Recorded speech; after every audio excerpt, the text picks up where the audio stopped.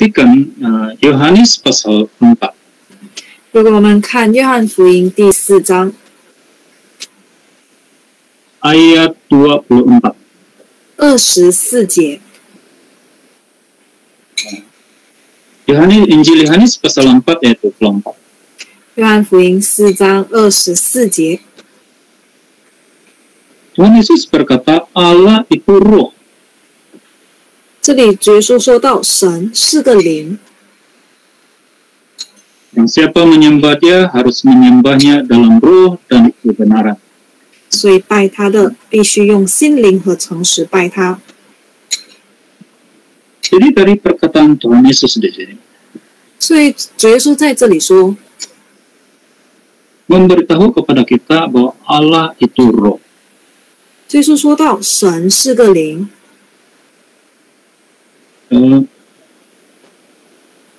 Kalau berdasarkan ya pemahaman orang Israel, orang Yahudi, 如果按照这个以色列人或者是犹太人他们的理解， apabila ya, Tuhan Yesus mengatakan Allah itu roh, saya rasa sejak dari perjanjian lama lagi orang Israel memang memiliki pemahaman Allah itu adalah roh. 所以当主耶稣会说神是个灵的时候呢，他们这一些犹太人呢，其实就能够了解神就是灵。 Tapi ini juga sangat perkataan Tuhan Yesus ini juga sangat penting dan sangat membantu bagi kita hari ini. 那主耶稣所说的这句话，其实对我们非常重要，也帮助到我们。 Bahwa Allah itu adalah roh. 因为神是个灵， Seringkali kita mendengar juga ya Tuhan berfirman, "Kuduslah kamu sebab Aku kudus." 我们也很常听到耶稣会说：“你们要圣洁，因为我是圣洁的。” 1 Petrus pasal 1 ayat 16. 彼得前书1章16节， 1 Petrus pasal 1 ayat 16. 彼得前书1章16节， Di sini ya, firman Tuhan ialah kuduslah kamu sebab Aku kudus. 这里主耶稣说：“你们要圣洁，因为我是圣洁的。” Tuhan sendiri berfirman, Ia adalah kudus. 主耶稣曾经自己亲自说：“我是圣洁的。” Begitulah kita sering menemui roh Allah itu juga disebut roh kudus. 所以我们也会知道说，这个灵称之为圣灵，就是这样的原因。 Maka kita dapat memahami secara ringkas bahwa Roh Kudus merupakan Tuhan sendiri. 所以我们简单来说，圣灵就是神本身。 Dan ini kita bersandar sepenuhnya dari firman Tuhan Yesus bahwa Allah itu roh. 我们是完全按照圣经里面所说的，关于到神就是灵。 Jadi secara ringkas apa itu Roh Kudus? Ya adalah diri Tuhan sendiri. 所以如果要再问圣灵究竟是什么，我们可以回答，它就是神本身。 Untuk membantu kepahaman kita. 那为了让我们能够了解， Dalam Alkitab Roh Kudus juga sering disebut dengan beberapa gelaran. 在圣经里面呢，也经常会用几个称呼来去称呼圣灵。 Kita lihat Kisah Rasul pasal 16 ayat 7. 比如说，在《使徒行传》16章第7节， Ia juga disebut Roh Yesus. 这里有提到耶稣的灵。 Dalam Injil, misalnya Injil Matius pasal 3 ayat 16. 又比如说，在马太福音3章16节， Ya, disebut Roh Allah. 这就提到它是神的灵。 Dalam kitab Galatia pasal 4 ayat 6. 那在加拉太书4章第6节， Disebut Roh Anak Tuhan. 这里又称为是儿子的灵。 Jadi di dalam Alkitab kita mendapati berbagai gelaran Roh Kudus ini. 所以其实从这个圣经里面呢，我们可以发现说，他称呼圣灵的时候是可以用各种各样的称呼。 Tetapi ya, Roh itu tetap satu. 但是其实圣灵只有一位， Seperti kata ya, Rasul Paulus di dalam 1 Korintus pasal 12. 就像使徒保罗在哥林多前书12章里面说到的 Ayat yang keempat. 第4节， Ia katakan ada rupa-rupa karunia tapi satu roh. 恩赐原有分别，圣灵却是一位， Allah itu satu. 所以神是一位， Roh Allah itu juga satu. 神的灵是一位。 Walaupun banyak gelaran yang kita temukan di dalam Alkitab tentang Roh Kudus ini, tetapi ia tetap ya, Roh yang satu. 虽然在圣经里面呢，他会用各种各样的称呼来去称呼圣灵，但是我们要知道的是，圣灵只有一位， Yaitu Roh Kudus itu adalah Roh Tuhan Yesus sendiri. 就是说这个圣灵就是耶稣神的灵。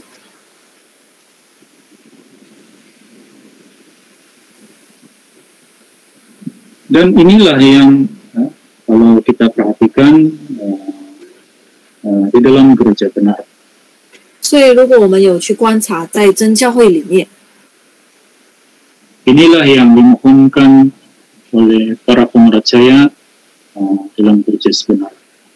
这就是我们在真耶稣教会里面所信奉的， Kita memohon Roh Kudus itu sendiri. 就是我们要祈求圣灵本身。 Jadi yang dimohon bukan sekadar ya, karunia, tetapi yang ada ya, mereka mohon itu Roh Kudus itu. 所以我们要注意说，我们不是在祈求圣灵的恩赐，而是在祈求圣灵本身。 Dalam Injil Lukas pasal 11, 在路加福音11章 ayat 9, 11章第9节， Tuhan Yesus pernah berfirman, mintalah. 耶稣曾经说：“你们祈求。” Dan selanjutnya ia berkata, 接着他就 ia 说 akan memberikan Roh Kudus kepada mereka yang meminta kepadanya.：“ 如果你们祈求圣灵，就给你们。” Di ayat 13 di sana, ia akan memberikan Roh Kudus. 13节就说到，他会将圣灵给求他的人， kepada mereka yang memintanya. 就是给那些求他的人。 Dan kita dapati setelah Tuhan Yesus terangkat ke surga, maka jemaat pertama, yaitu rasul-rasul dan murid-murid yang lain, mereka berdoa dan memohon Roh Kudus. 所以我们知道说，当主耶稣被提升天了之后呢，第一批的这一些使徒和门徒，他们都向神祷告。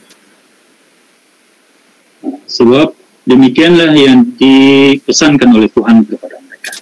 因为这是主耶稣向他们所吩咐要做的事情。 Demikian juga dengan jemaat gereja Yesus benar hari ini. 同样的，我们今天真耶稣教会的信徒， Berdoa minta Roh Kudus. 我们要祷告祈求圣灵， Karena Tuhan sudah berjanji akan memberi, 因为主已经应许将会赏赐。 maka pada hari Pentakosta, ya, kali pertama Roh Kudus dicurahkan. 所以在五旬节的时候呢，圣灵就第一次降临下来。 Dan bukan saja hal ini berlaku di zaman rasul-rasul, tetapi di zaman akhir ini, di dalam gereja benar, Tuhan juga mencurahkan Roh Kudus. 这种事情呢，不只是发生在使徒时代，甚至在我们现在末世的时候呢，也是有发生在我们的真教会里面。Jadi yang dimohon oleh pemercaya ialah diri Roh Kudus itu sendiri.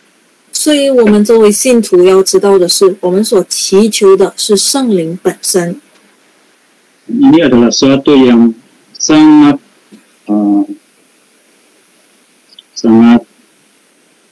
istimewa lah, suatu yang ajaib di zaman akhir ini. 这一件事情呢，在这个末世时代里面，可以算是一件很神奇、很奇妙的事情。Suatu perbuatan Tuhan yang besar bagi kita. 是神向我们所显示非常大的事迹。Jadi kita ketika terasa juga ketika kawan-kawan bertanya tentang Roh Kudus itu, maka kita terasa juga memang hal ini adalah suatu yang istimewa ya di mata mereka. 所以我们其实如果当我们的朋友们向我们询问关于到圣灵的事情的时候，我们自己本身也可以来去感受到说，这个圣灵在他们眼中其实也是一件很神奇的事情。 Ini juga mengingatkan diri kita sendiri. 这也可以再提醒我们 yang lahir ya dalam keluarga yang memang sudah menganut gereja benar. 那如果你是出生在原本就是信主的家庭里面， Ketika kita belum menerima Roh Kudus, 当我们还没有领受圣灵之前呢， kepahaman kita dan apa yang kita rasa tidak benar-benar memahami apa itu Roh Kudus. 那我们对于圣灵究竟是什么，可能我们就比较不能够去了解。 Walaupun mungkin orang tua kita sudah menerima Roh Kudus. 虽然我们的父母可能已经是领受了圣灵， Tapi kita yang belum menerima Roh Kudus, kita rasa belum ya, kepahaman kita itu belum capai, kita dapat merasakan pengenalan kita itu kepada Roh Kudus itu belum sampai kepada yang baik. 但是如果是我们自己本身还没有领受圣灵的话呢，我们对于这个圣灵的体验其实是还没有到达非常好的一种了解。 Setelah kita menerima Roh Kudus, 但是当我们领受了圣灵之后呢， kali pertama itulah perasaan kita yang paling sukacita. 第一次的感受是最喜乐的， Sukacita yang dari hati sampai menyelimuti seluruh tubuh kita. 是从心里所发出的喜乐，接着能够涵盖到我们的全身。 Ketika kita menerima Roh Kudus, 当我们领受圣灵， ya, kepahaman kita tentang Roh Kudus itu lebih mendalam. 我们对于圣灵的这一个了解就能够更深刻了。 Jadi mungkin setelah bertahun-tahun kita berdoa di dalam Roh Kudus, mungkin kita rasa sudah terbiasa. 那可能我们经过了几年用这个灵言来祷告的话，我们可能就会开始觉得习惯了。 Bagi kita mungkin itu sudah menjadi normal. 对我们来说，这是很平常的事情。 Bila ada kawan-kawan ataupun ahli keluarga kita bertanya apa itu Roh Kudus, maka barulah ya kita teringat betapa Roh Kudus itu adalah suatu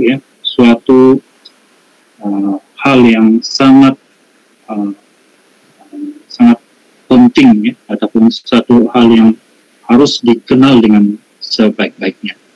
所以，当我们的家人或者是朋友在问到关于圣灵究竟是什么的时候，我们才会突然间来去醒悟过来，说到这个圣灵其实对我们来说是非常重要的。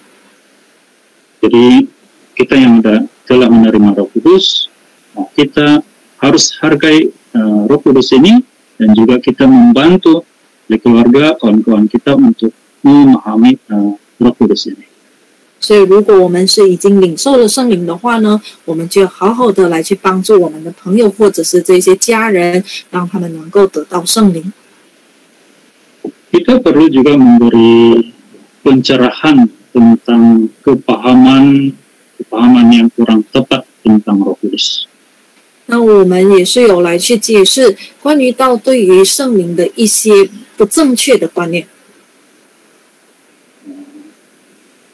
Ada yang menyamakan menerima Roh Kudus ini adalah seperti yang menerima suatu kuasa. 有一些人会认为说，这个圣灵就很像某一种特殊的能力。Tapi Roh Kudus itu tidak dapat disamakan dengan seperti yang dipahami kuasa yang dipahami oleh sesama masyarakat.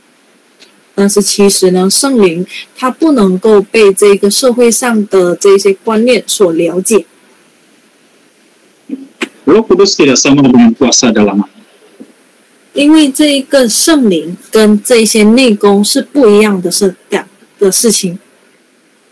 Ya, ataupun yang kalau kaum jenis disebut cikung. 又或者，如果是对于这些华族来说呢，他们会认为这是一种气功。Yang dikatakan diperoleh oleh orang-orang yang bertapa ataupun mengamal sesuatu ritual. 就是当他们会有一种仪式或者是宗教来去打坐的时候，他们就会得到的这些气功。Memang Roh Kudus itu berbeda. 所以圣灵是不一样的。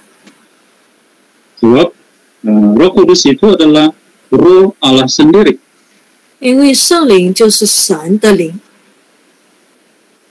Ya, tidak akan dapat disamakan dengan apapun bentuk kuasa apapun yang lain.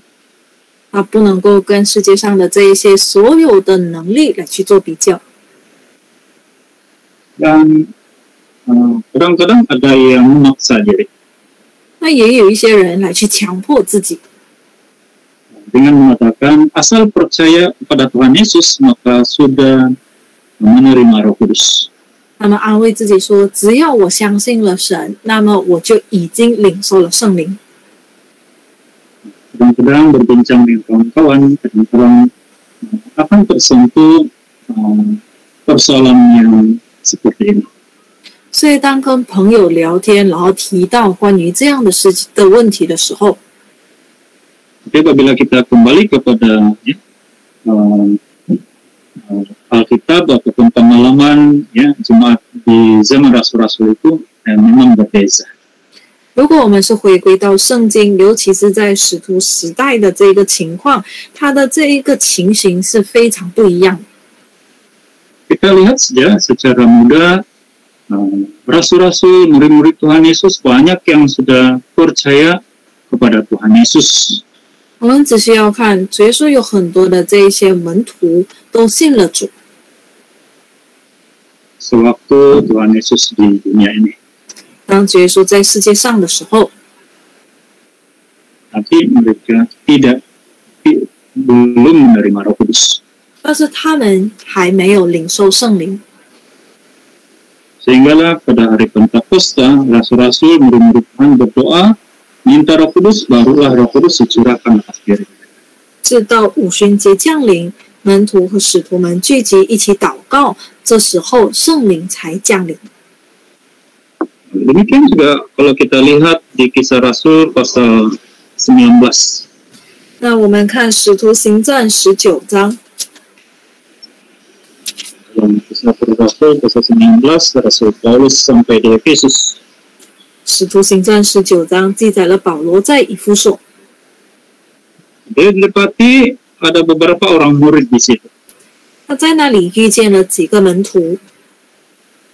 Murid ini adalah yang percaya Tuhan Yesus. 这些门徒呢是相信主耶稣的， Tetapi bila ditanya oleh Rasul Paulus, adakah mereka sudah menerima Roh Kudus?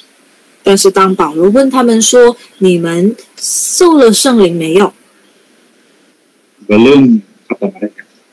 他们却回答说：“没有。” Jadi ini menunjukkan percaya Yesus maka ya sudah menerima Roh Kudus itu adalah tidak tepat. 所以表示说，这一个关于到只要你信主就会领受圣灵的这一个观念呢，是错误的。Jadi ya, perlu dimohon kiranya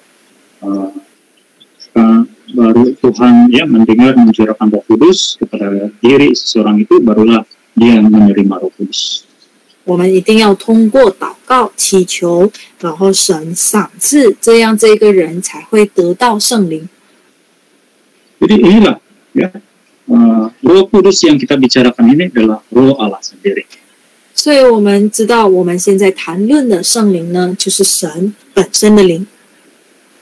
Selanjutnya kita sentuh tentang ya, pengalaman dan ayat-ayat Alkitab mengenai Roh Kudus yang tinggal di dalam diri seseorang. 那现在呢，我们就来谈论圣灵住在人里面的体验跟一些圣经章节。 Kita ya Tuhan ada menubuatkan yaitu itu Immanuel ini. 我们知道神曾经预言关于以马内利。 Kita rujuk ya Yesaya pasal 7 ayat 14. 我们看以赛亚书7章14节， Di sanalah pertama disebutnya Immanuel. 在这里提到以马内利。 Kemudian kita lihat di perjanjian baru di Injil Matius pasal 1 ayat 23.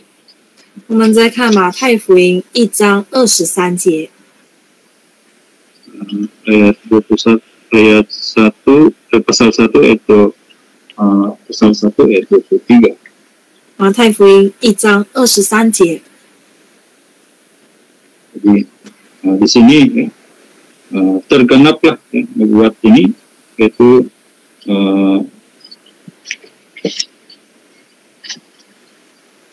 anak darah akan mengandung dan melahirkan seorang anak laki-laki. 这里就有提到，这是应验了之前的预言，说必有童女怀孕生子， dan mereka akan menamai dia Immanuel. 人要称他的名为以马内利。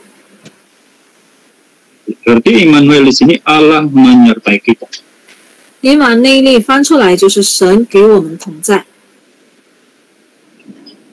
Jadi inilah ya itu yang mau digenapi oleh Tuhan ya pada umat ya yang pemercaya Tuhan. 所以这就是神要应验的事情。 Nubuat ini dikuatkan dengan janji Tuhan Yesus. 这一个预言呢，按照神的应许来去应验了。 Bahwa sebelum Tuhan Yesus terangkat ke surga, 在耶稣还没有升天之前， dia pernah ya berjanji. 他曾经应许， Dalam Injil Yohanes pasal 14, 在约翰福音14章， Injil Yohanes pasal 14 ayat 16. 约翰福音14章16节， Bahwa Tuhan mengatakan dia akan ya memberikan seorang penolong yang lain. 这里提到会另外赐给你们一位保惠师， yang menyertai kamu selama-lamanya. 会永远与我们同在。 Jadi yang dimaksudkan penolong yang lain itu ialah Roh Kudus. 这里的保惠师指的就是圣灵。 Jadi setelah Tuhan Yesus terangkat ke surga, 所以当主耶稣升天了之后呢， dia telah mencurahkan Roh Kudus 他就降下了圣灵， sehingga ya diam di dalam hati pemercaya. 让圣灵能够内住在所有的信徒心里。 Sehingga ya tubuh pemercaya ini juga menjadi bait Allah. 甚至使到所以信徒的身体呢成为了圣殿。 Dalam 1 Korintus pasal 3 ayat 16. 在哥林多前书3章16节， 1 Korintus pasal 3 ayat 16. 哥林多前书3章16节， bahwa kamu adalah bait Allah dan bahwa Roh Allah diam di dalam kamu. 岂不知你们是神的殿，神的灵住在你们里头吗？ Jadi di sini kita melihat ya, pemercaya dan Tuhan menjadi satu roh. 所以在这里我们就可以知道说，神的灵呢，与我们成为同样一灵。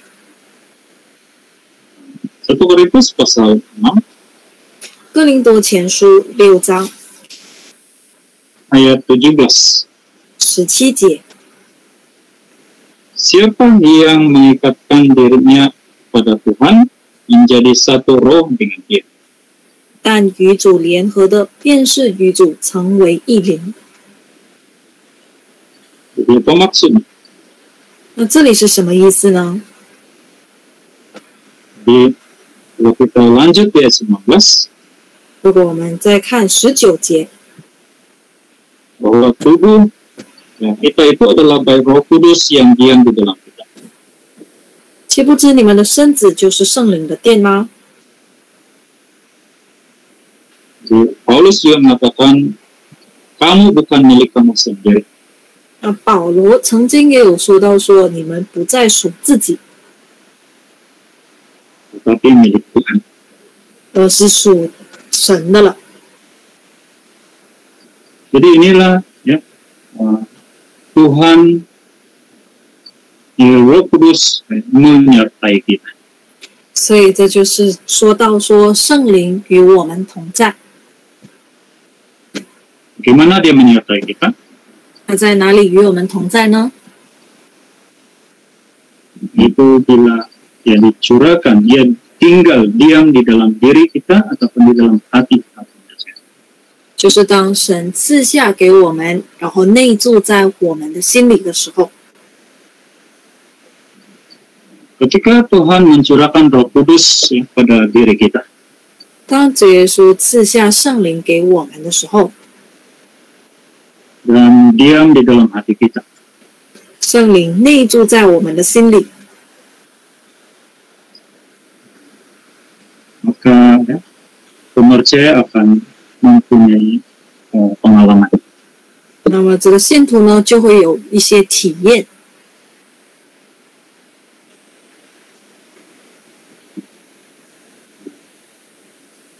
Sama seperti yang dijanjikan oleh Tuhan Yesus.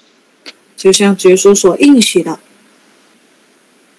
Dalam Injil Yohanes pasal 7, 在约翰福音第7章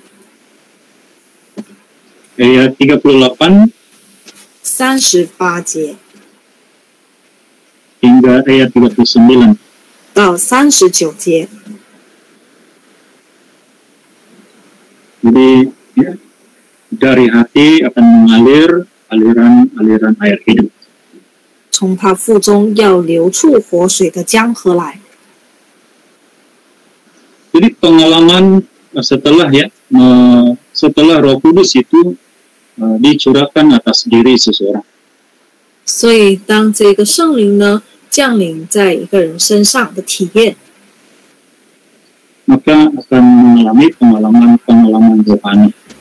他就会来去体验到一些属灵的感受， Yang membangunkan ya, seseorang itu teguh di dalam kasih karunia.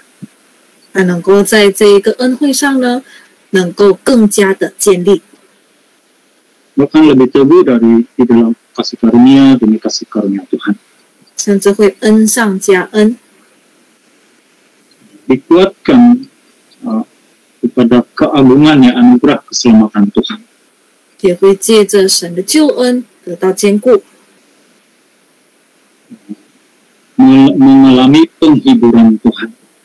有着神的这个喜悦， mengalami pertolongan Tuhan. 也能够来去体验到神的帮助。 Kita juga sentiasa belajar dari pengalaman jemaat di zaman Rasul-Rasul. 我们也可以从这个使徒时代他们的这个体验来去学习。 Ada satu tahap ketika mereka menerima Yesus sebagai kepercayaan mereka. 当他们接受了主耶稣作为他们的信仰的时候，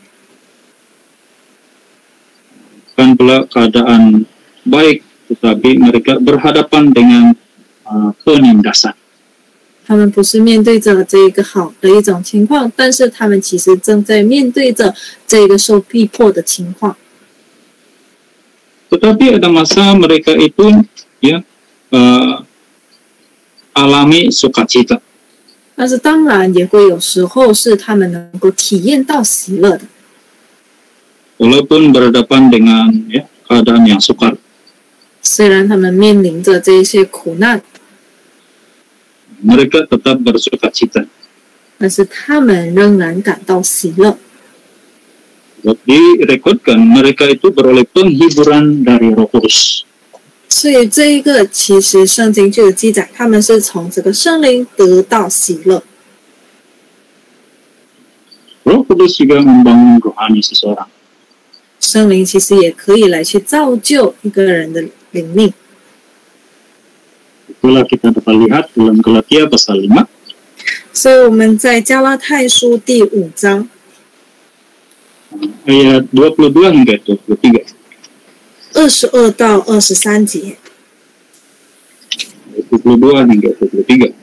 22到23节。 Jadi ini adalah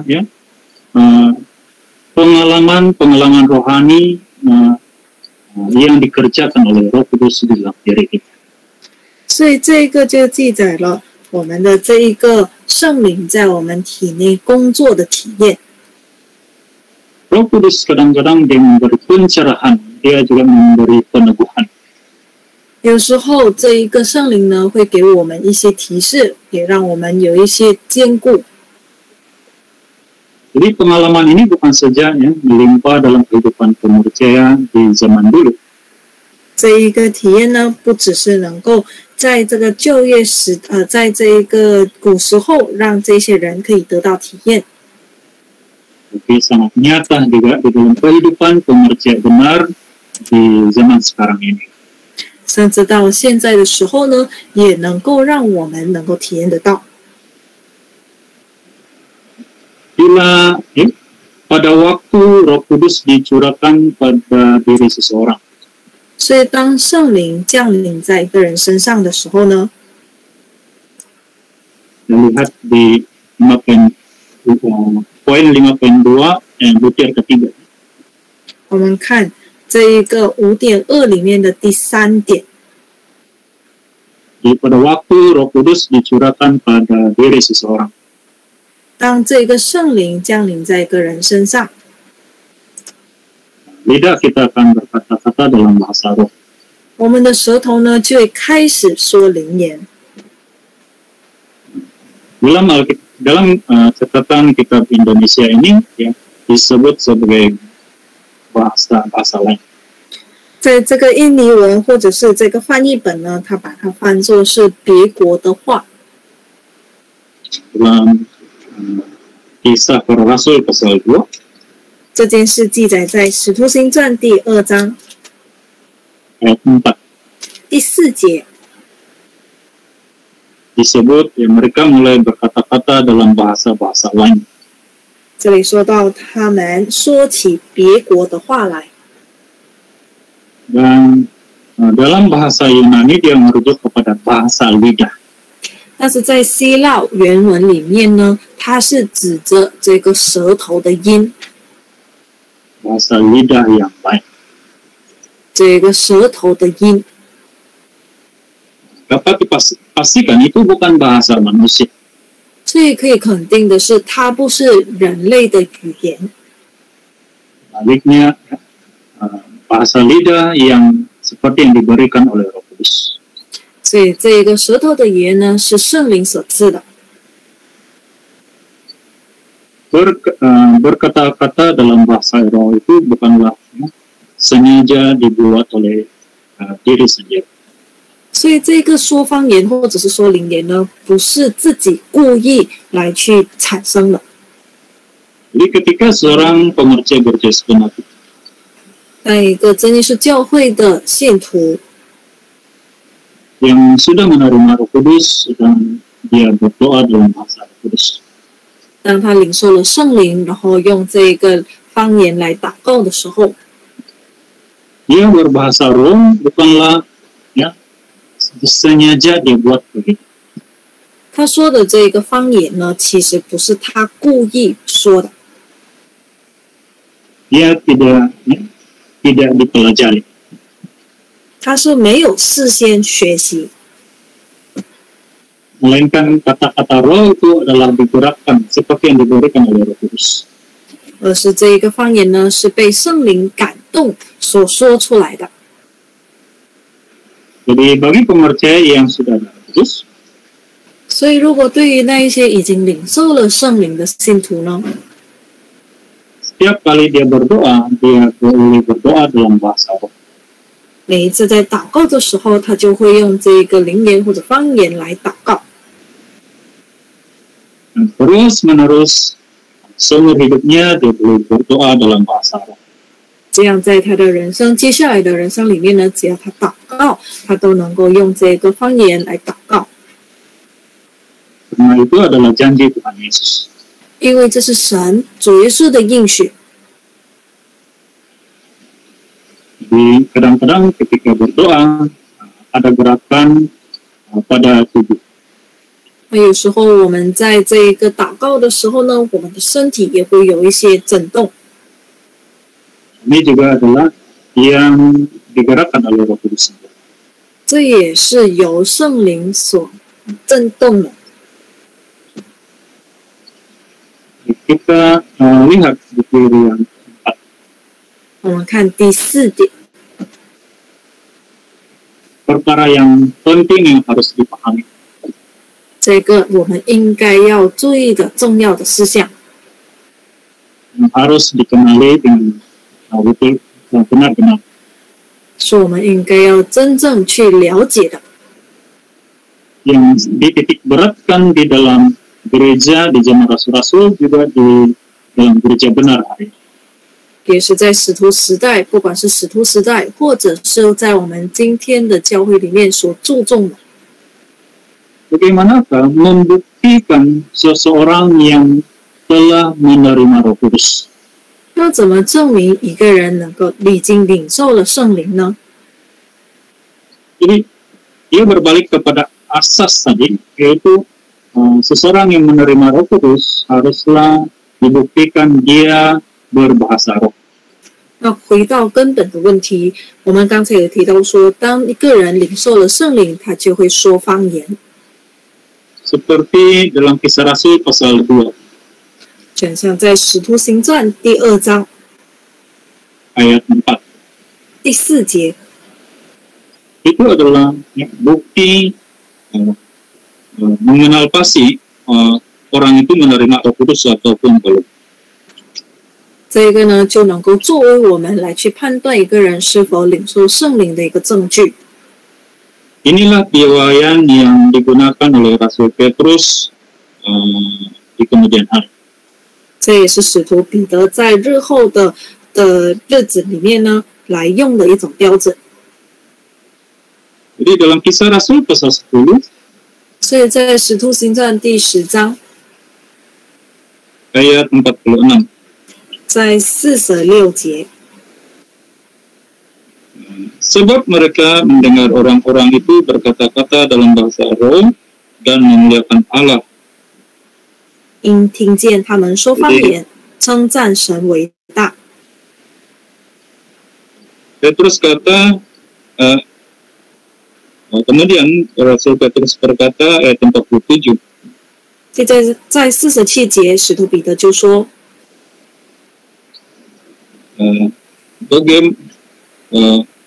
bolehkah orang mencegah untuk membaptis orang ini dengan air sedangkan mereka telah menerima Roh Kudus sama seperti kita? Jadi di ayat 47 Rasul Petrus berkata mereka telah menerima Roh Kudus. 所以在47节，彼得就有说到，这些人既受了圣灵， sama seperti kita. 与我们一样。 Petrus merujuk kepada keadaan pada waktu rasul-rasul kali pertama menerima Roh Kudus. 所以彼得当时候呢，就参照了在他们使徒跟门徒们第一次领受圣灵的这个情况。 Untuk memastikan seseorang itu menerima Roh Kudus adalah berkata-kata dalam bahasa roh. 所以要确定这个人是否领受了圣灵呢，就是说方言。 Siapa yang berkata-kata dalam bahasa roh? 那这一个是谁来说方言呢？ Tidak berkata-kata kepada manusia. 这些方言不是对人说的， Tetapi kepada Allah. 而是对神说的。 Rasul Paulus kata tidak seorang pun yang mengerti bahasa. 使徒保罗说， bahasa roh. 使徒保罗说，没有人能够听得出来方言说什么。 Jadi bila ya seorang berdoa dalam bahasa roh, 所以当一个人用方言在祷告的时候， dapat dipastikan tiada seorang pun yang dapat memahami ya, kata-kata apa maksud kata-kata roh itu. 没有人能够听得出来这个方言说什么， Termasuk diri kita sendiri yang berdoa. 包括了我们自己祷告者本身。 Tetapi bukan bermakna berdoa dalam bahasa roh itu kata-kata itu kosong ataupun tiada makna. 但这不表示说我们用方言来祷告，就表示它是空的一个祷告，或者是随便乱说的一种祷告。 Sebaliknya Roh Kudus sedang berdoa, membantu doa bagi kita di hadapan. 其实圣灵呢是为我们在神面前来去祷告。 Apabila kita berdoa dalam bahasa roh, 当我们用方言来祷告的时候， 1 Korintus pasal 14哥林多前书14章， Korintus pasal 14 ayat yang keempat. 哥林多前书14章第4节， Siapa yang berkata-kata dengan bahasa roh, ia membangun dirinya sendiri. 说方言的是造就自己。 Bila kita berdoa dalam bahasa roh, kita akan membangun diri kita. 所以呢，我们每一次在用方言在祷告的时候呢，我们其实就是在造就自己。 Jadi bila seorang berdoa dalam bahasa Roh Kudus, 所以当一个人用圣灵祷告， walaupun tidak dapat dipahami oleh manusia, tapi itu dipahami oleh Tuhan. 虽然人不能够明白，但是神能够明白。 Yang lebih istimewa, lebih bernilai lagi, Roh Kudus dapat membangunkan diri kita. 而且更宝贵的是呢，说这个圣灵能够造就我们。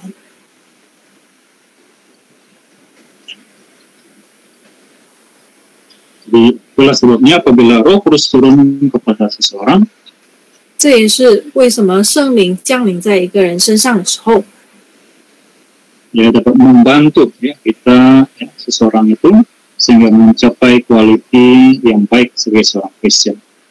它能够帮助一个人呢变成一位更好的基督徒。 Dan yang paling istimewa lagi setelah menerima Roh Kudus, 而且对于这一个领受圣灵的事情， barulah orang-orang yang percaya kepada Tuhan Yesus dapat merasai. 这只有在相信神的人能够体验得到。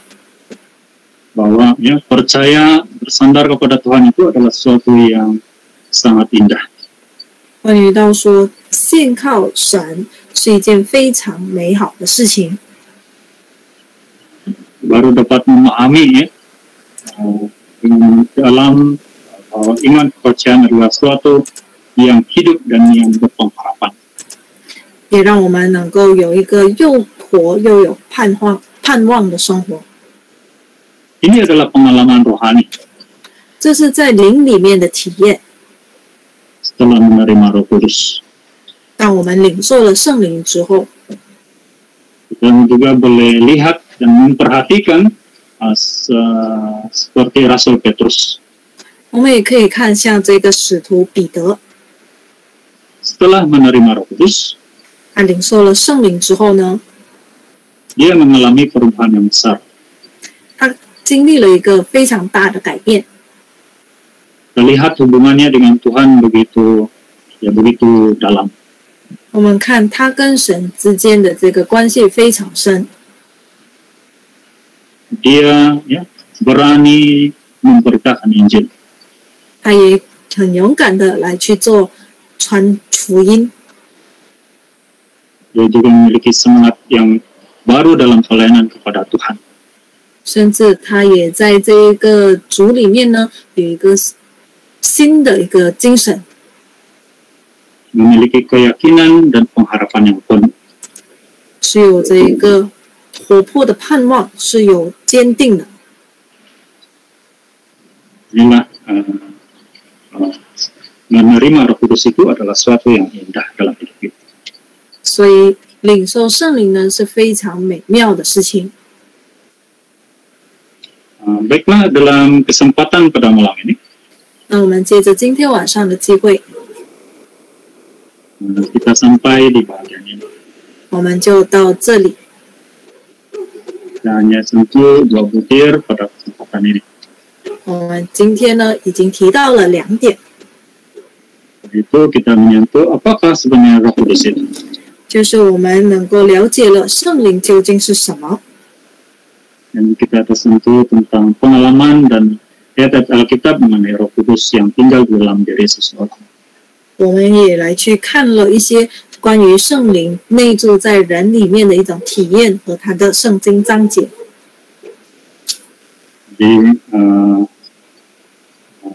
Jadi sesi ini kita sambung untuk minggu depan. 所以呢，我们接下来下个星期再继续这个课题。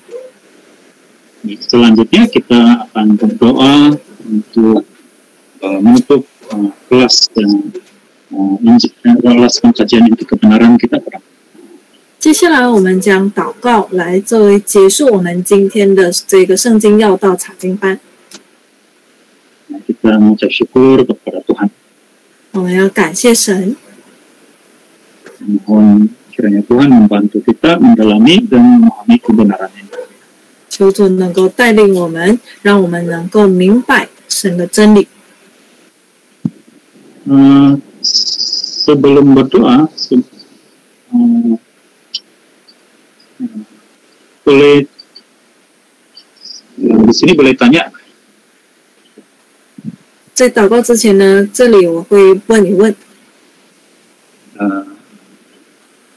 Ada tak kawan-kawan yang ikut serta ya dalam kelas pengkajian inti kebenaran pada malam ini? 在今天晚上的这一个圣经要道的查经班，有没有一些慕道朋友们呢？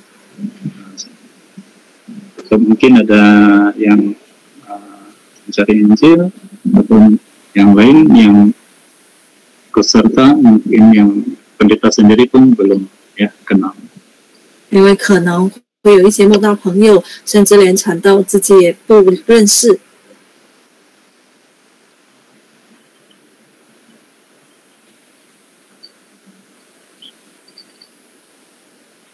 Ada? 有吗？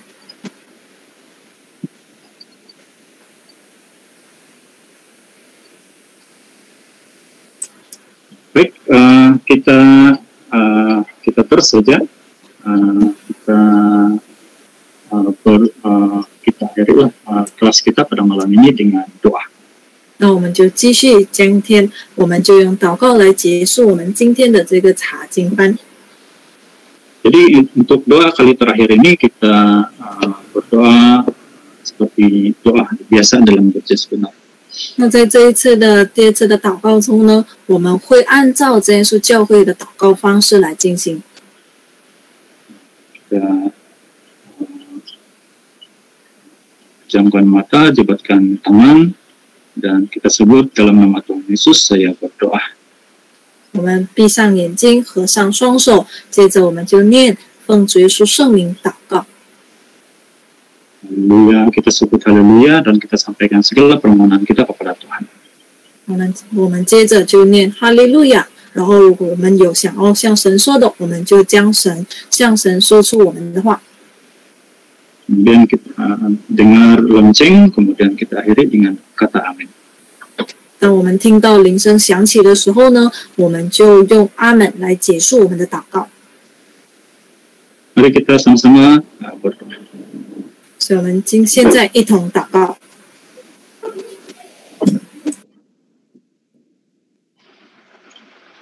Dalam nama Tuhan Yesus Kristus kami panjatkan doa. Haleluya, haleluya.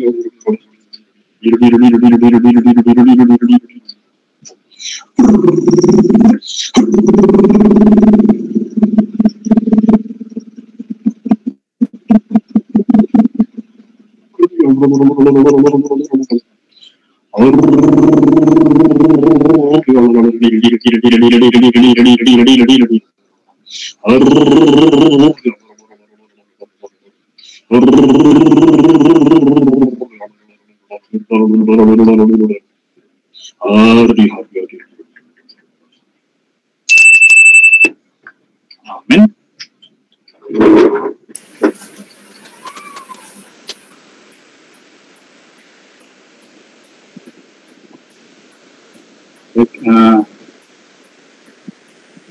Terima kasih kepada semua yang ikut serta di dalam kelas pengkajian inti kebenaran pada malam. 那我们谢谢今天晚上这个参与我们的圣经要道查经班的这些信徒， termasuk kawan-kawan yang ikut serta. 当然也包括了今天一同参与的这些朋友们。 Tuhan memberkati. 愿主能够保佑大家。 Jumpa lagi. 哈利路亚，我们平安再会。 Hallelujah.